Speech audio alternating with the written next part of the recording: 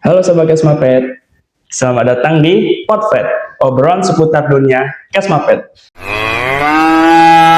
Kali ini kita akan membahas tentang kesehatan, tapi dari sisi yang berbeda, yaitu zoonosis. Sebelumnya sudah ada narasumber kita, yaitu Bapak Dr. Hewan Haris Setiawan. Beliau adalah Kepala UPTD Kesehatan Masyarakat Veteriner, Dinas Pertanian dan Ketahanan Pangan Provinsi Sumatera Utara. Halo Dok. Halo. Sebelum kita mulai, boleh sedikit diceritakan nggak Dok, UPTD Kesehatan Masyarakat Veteriner itu seperti apa gitu? Baik, UPTD Kesehatan Masyarakat Veteriner punya tugas pokok dan fungsi. Yang pertama, pengendalian dan pengawasan penyakit zoonosis di masyarakat di Provinsi Sumatera Utara. Yang kedua, pengawasan peredaran, produksi, dan juga keluar masuk produk hewan dari dan ke Provinsi Sumatera Utara, dan juga punya tugas pokok yang lainnya seperti pengujian produk hewan dan juga pengendalian betina produktif di masyarakat. Menarik nih Dok, kalau berbicara tentang zoonosis, sebenarnya zoonosis itu apa sih? Dan masyarakat sebenarnya perlu tahu nggak sih tentang zoonosis tersebut? Jadi zoonosis itu adalah penyakit yang ditularkan atau disebabkan oleh hewan. Jadi dia penyakit hewan yang bisa menular kepada manusia.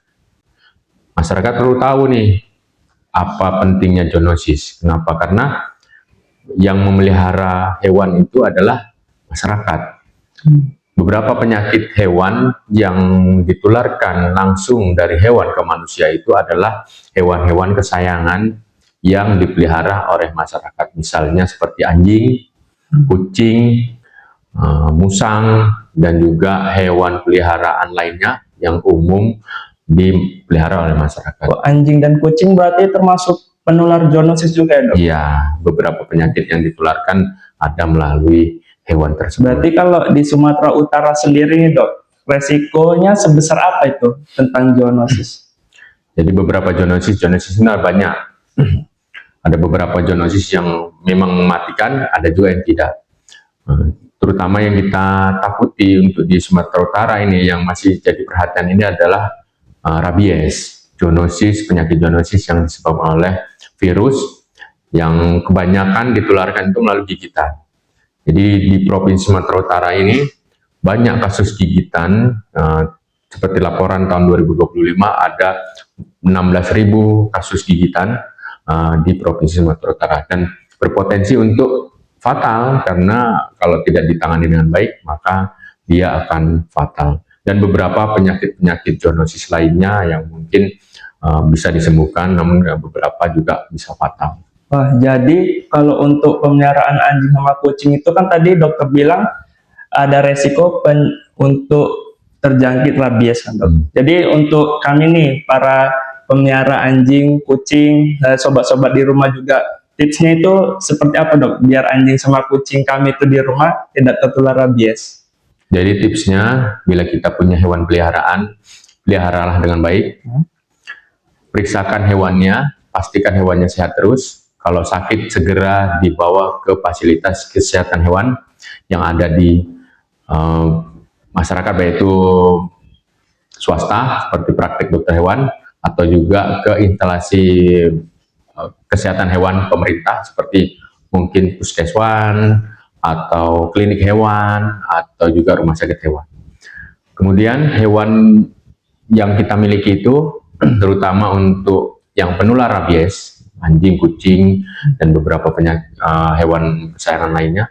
Tapi yang paling utama itu anjing dan kucing, vaksinasi penyakit rabies, karena lebih murah vaksinasi pada hewan daripada vaksinasi pada manusia. Karena bila tergigit maka manusianya juga harus divaksin. Tapi kalau hewan kita sehat, dilakukan vaksinasi rutin, kita tidak perlu vaksin.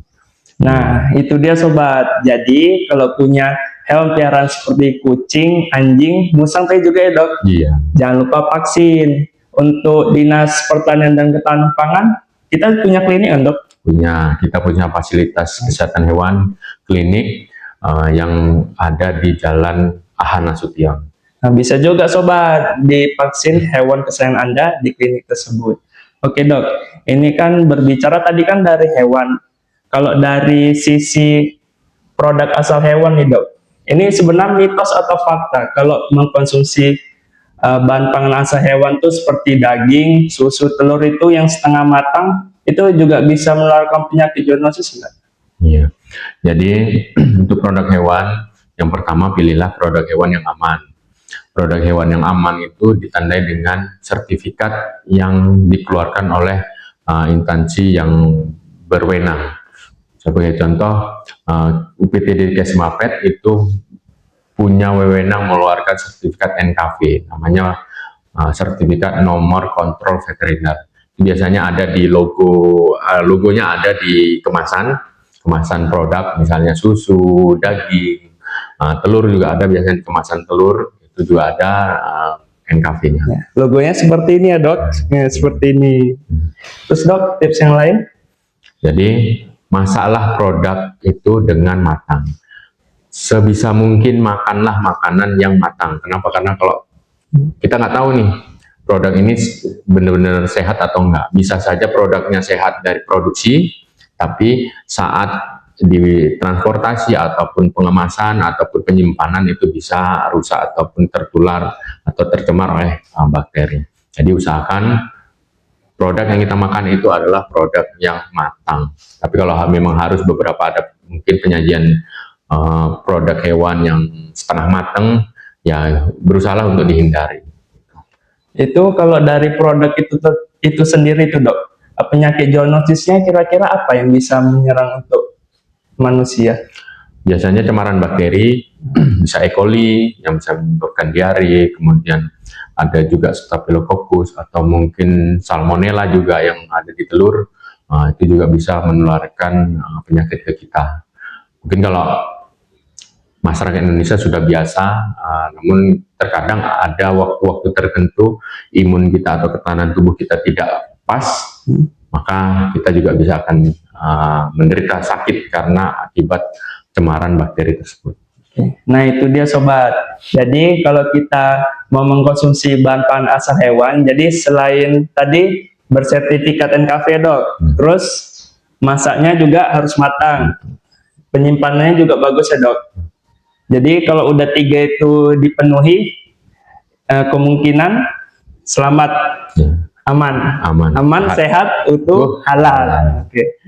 Jadi kalau dari peran Kesmapet sendiri nih dok, untuk zoonosis itu seperti apa? Kita berusaha untuk mencegah. Jadi mencegah itu lebih baik. Jadi seperti beberapa pencegahan yang kita lakukan, edukasi ke masyarakat, karena kalau kita lakukan sendiri pengawasan, kita tidak akan mampu dengan luasnya Provinsi Sumatera Utara. Jadi kita bersama-sama dengan masyarakat, melalui edukasi kepada masyarakat, sama-sama kita menjaga zoonosis, khususnya zoonosis yang fatal akibatnya seperti mungkin rabies. Itu perlu peran serta kita bersama, kepedulian kita bersama, bagaimana menanggulanginya, bagaimana pencegahannya, dan bila kita tertular apa yang harus kita lakukan. Berarti kalau dari Kesmapet sendiri nih, untuk edukasi itu yang sudah dilakukan seperti apa?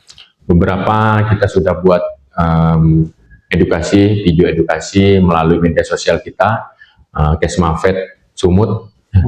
Ya, itu Kesmapet Sumut itu untuk semua platform ya dok? Ada apa aja?